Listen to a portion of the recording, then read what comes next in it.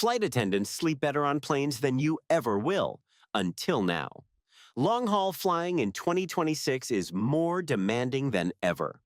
Routes are longer, cabins are fuller, and the environmental conditions inside modern aircraft, pressure, humidity, noise, light cycles, are increasingly understood to work directly against natural sleep architecture in ways most passengers have never been told about. Flight attendants who fly 80 to 100 hours per month have developed workarounds born from necessity rather than comfort preference. These are not generic travel tips recycled from lifestyle blogs. These are operational sleep strategies used by aviation professionals who cannot afford to arrive impaired.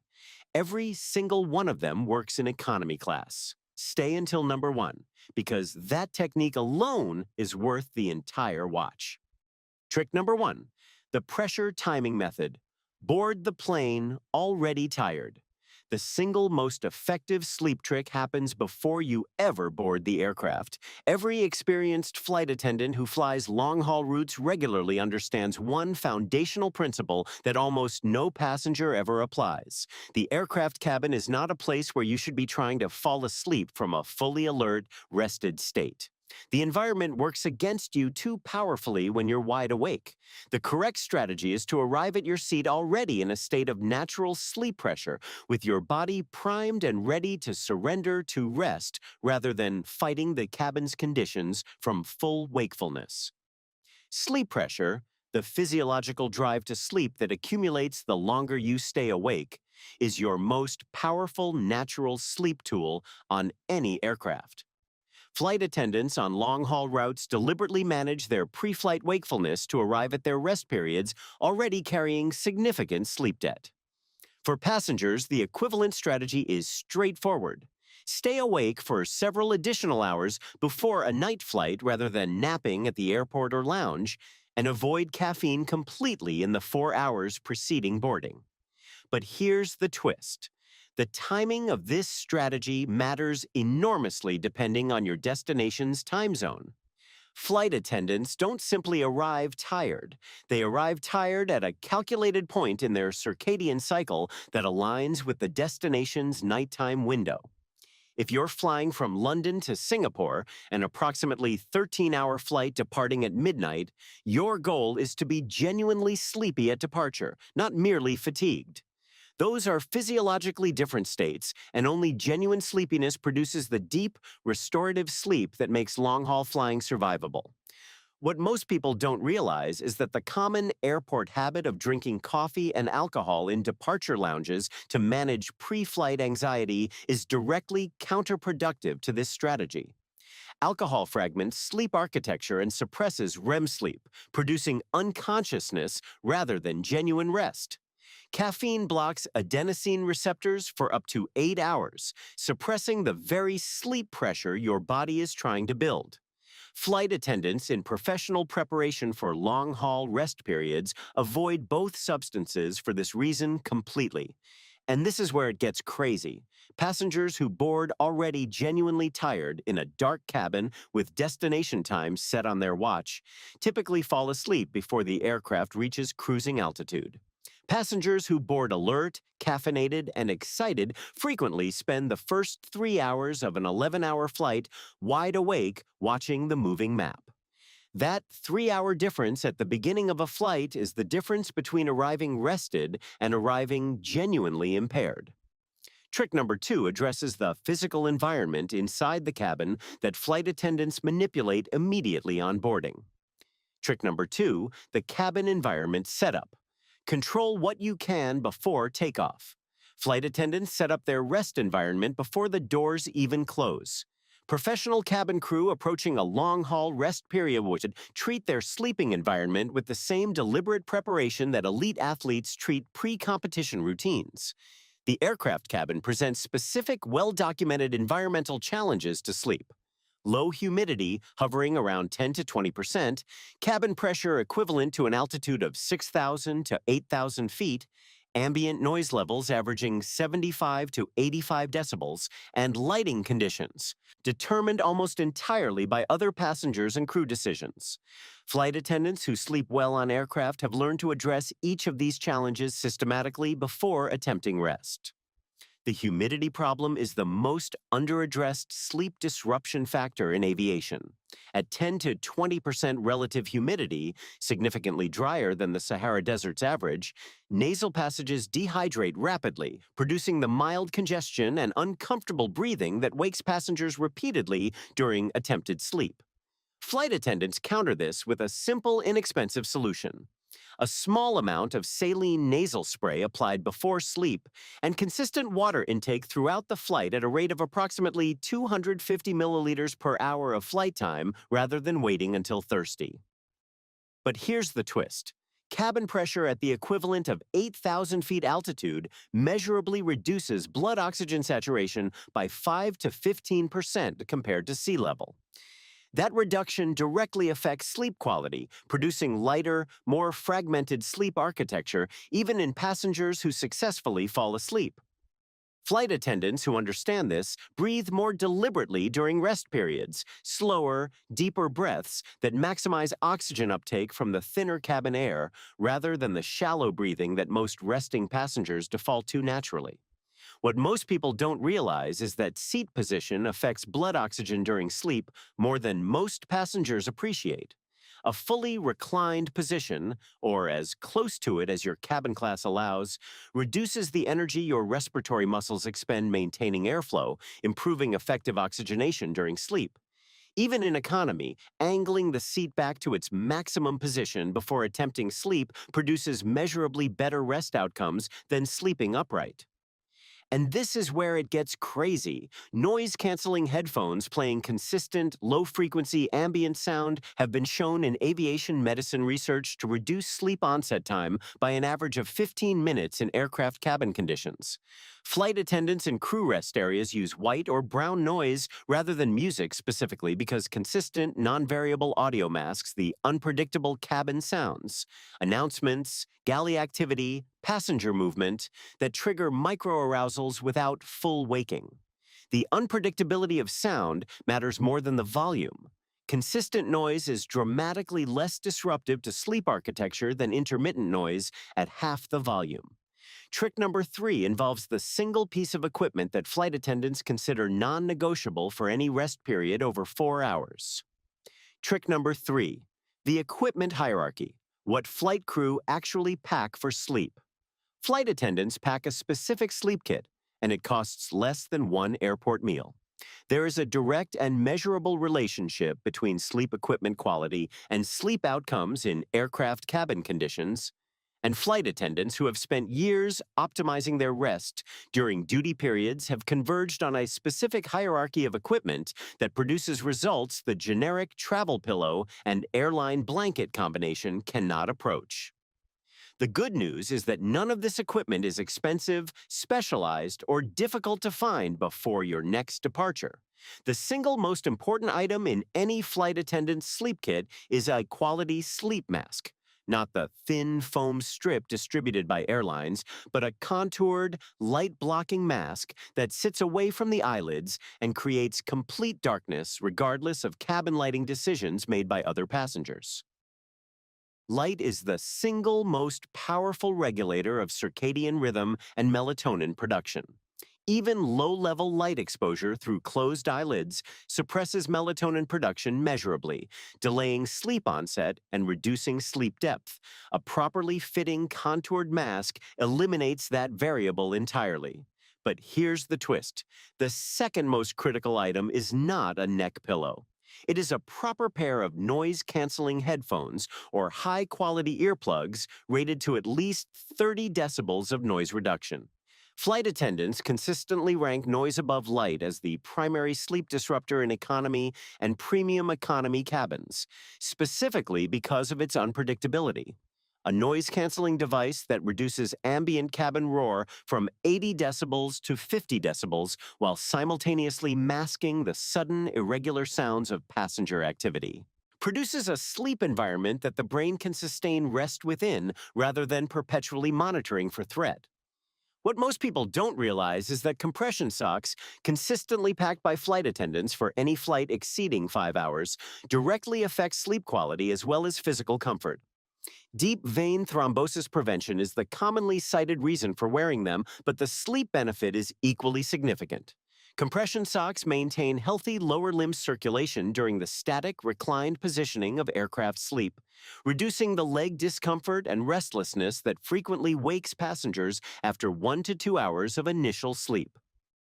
And this is where it gets crazy. A small inflatable lumbar support cushion placed in the lower back curve while sleeping reduces the physical discomfort of economy. Seat reclines sufficiently to extend continuous sleep periods by an average of 45 minutes in documented traveler studies. The economy seat's reclined position creates a lower back gap that no airline-issued pillow or blanket addresses effectively. A $15 inflatable lumbar cushion that packs flat resolves this gap entirely. Flight attendants have known this for years. Almost no passenger does. Trick number 4 reveals a pharmaceutical and supplementation strategy that aviation medicine professionals use specifically for long-haul recovery. Trick number 4, the melatonin timing protocol.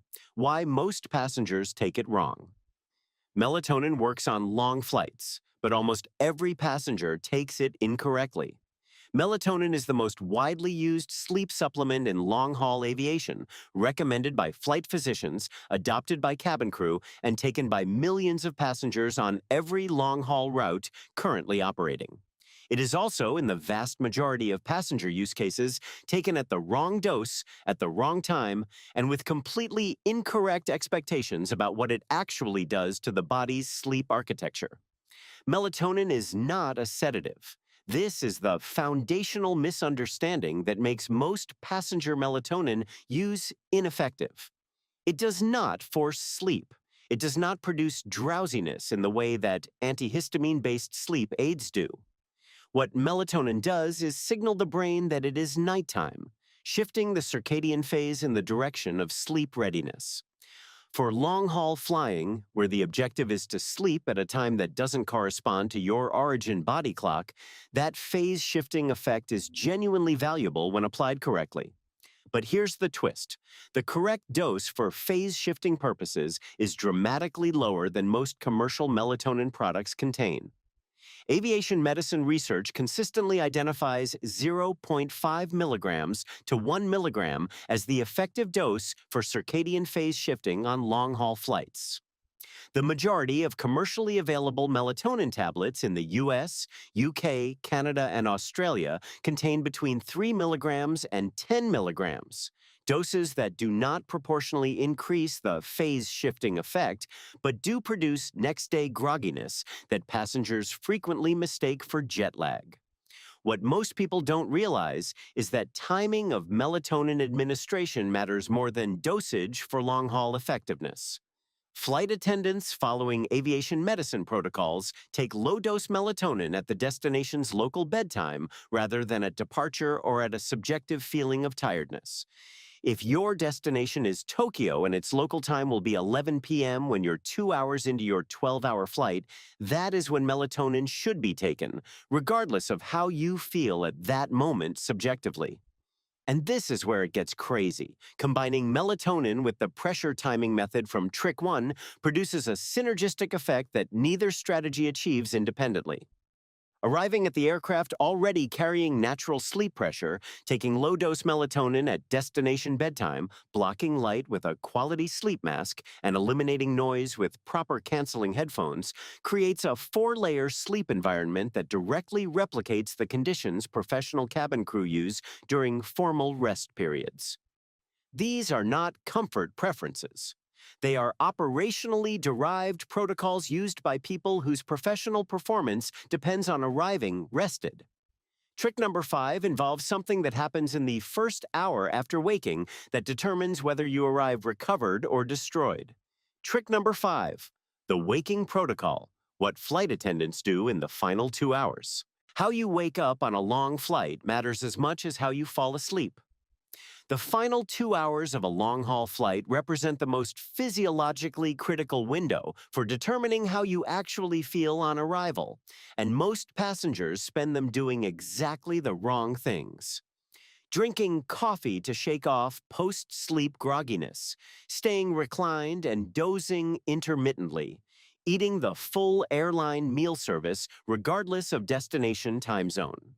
Flight attendants coming off formal rest periods follow a specific waking protocol that maximizes alertness and circadian alignment on arrival, and it is directly applicable to passenger experience in any cabin class. The single most important action in the final 2 hours of any long-haul flight is light exposure aligned with the destination's daytime cycle. If you are arriving at a morning destination, opening the window shade, or requesting it from neighboring passengers, and exposing yourself to natural or cabin light during the final descent suppresses melatonin production and activates the alerting circuits of the circadian system. This is the same physiological mechanism that waking to sunlight exploits on the ground, applied deliberately at altitude. But here's the twist. Flight attendants specifically avoid sleeping in the final 2 hours before their service period resumes, even when they feel tired enough to continue. Waking from light sleep in that window produces sleep inertia, the profound grogginess that comes from interrupted sleep cycles, that takes 20 to 45 minutes to fully clear. Staying awake through that discomfort rather than surrendering to another short sleep period produces meaningfully better alertness outcomes on arrival than any amount of additional fragmented dozing would. What most people don't realize is that light movement during the final 2 hours, a walk to the galley, simple seated stretching, gentle ankle and calf exercises, activates the musculoskeletal system in ways that support alertness and simultaneously reduce post-flight physical stiffness. Flight attendants who have spent 18 hours on their feet understand that circulation and movement are not optional comfort choices. They are functional requirements for arriving in a physical state that supports a normal day rather than requiring immediate recovery time. And this is where it gets crazy. Eating a protein-focused snack rather than a high-carbohydrate airline meal in the final 2 hours of flight has been documented to produce meaningfully better arrival alertness. High-carbohydrate meals trigger insulin responses that promote drowsiness and compound post-sleep grogginess. Protein supports alertness neurotransmitter production. Flight attendants who eat deliberately in this window, rather than defaulting to whatever meal service offers at the relevant hour, arrive in a measurably different physiological state than passengers who eat reactively. Trick number 6 addresses the seat selection strategy that flight attendants use on their own personal travel, and it has nothing to do with legroom. Trick number 6, the sleep seat selection strategy nobody else is using. Flight attendants never choose their personal travel seats randomly, and neither should you. Seat selection for sleep purposes on long-haul flights is one of the most consistently misunderstood elements of travel planning, and the strategies most passengers apply, built primarily around legroom and proximity to lavatories, address the wrong variables entirely when sleep quality is the primary goal. Flight attendants booking personal travel on long-haul routes follow a specific seat selection logic developed from years of observing exactly where passengers sleep best and worst across different aircraft types and route profiles. The most critical sleep seat variable is structural, specifically whether your chosen seat is adjacent to a fuselage window or positioned in a middle or aisle configuration. Window seats on long-haul aircraft offer 3 compounding sleep advantages that middle and aisle seats cannot replicate. First, the fuselage wall provides a physical leaning surface that supports the head and upper body without requiring a neck pillow to prevent the head dropping forward, the primary cause of the cervical pain that passengers describe as the worst physical consequence of aircraft sleep. Second, window seats eliminate lateral disturbance from neighboring passengers needing lavatory access during sleep periods, the single most common cause of unwanted waking on long-haul flights. Third, window seats give the occupant complete control over ambient light through the window shade without negotiation. But here's the twist. Within the window seat category, specific positions on the aircraft produce meaningfully different sleep environments. Seats positioned over the wing experience less pitching motion during cruise and encounter. Different, generally lower, vibration frequencies from the engines compared to tail section seats. Flight attendants booking personal travel on Boeing 777 and 787 aircraft specifically target window seats in rows 20 through 35 on typical long-haul configurations as the structural sweet spot between forward cabin noise and rear galley activity. What most people don't realize is that bulkhead seats, the first row of each cabin section, create significant sleep disadvantages despite their widely promoted legroom benefit. The absence of a seatback pocket forces personal items including sleep masks, headphones, and water bottles to be stowed in overhead compartments during takeoff and landing, interrupting sleep setup. The tray table deploying from the armrest rather than the seatback restricts armrest use during sleep in ways that standard seats don't. And the proximity to galley and lavatory activity in many bulkhead configurations introduces exactly the unpredictable noise disruption that sleep architecture is most vulnerable to. And this is where it gets crazy. Seat selection timing determines which options remain available almost as much as the selection itself. Flight attendants booking personal travel check seat maps at booking confirmation, at the 24-hour check-in window, and at gate arrival. Because desirable window seats are frequently held by airlines for elite frequent flyers and released to general selection within 24 hours of departure. A window seat unavailable at booking 3 weeks prior is often freely available the morning of the flight for any passenger who checks at the right moment. Coming up, the #1 trick that flight attendants consider the single highest impact change any passenger can make to their long-haul sleep experience. 7 sleep tricks used by flight attendants on every long-haul route operating right now, and every single one of them works in economy class with 0 upgrades required. If this video will change your next flight, subscribe to Expert Traveler. We publish the knowledge the travel industry keeps buried every single week. Next video, the 7 things flight attendants notice about passengers the moment they board, and how that affects your entire journey. You will not want to miss that one.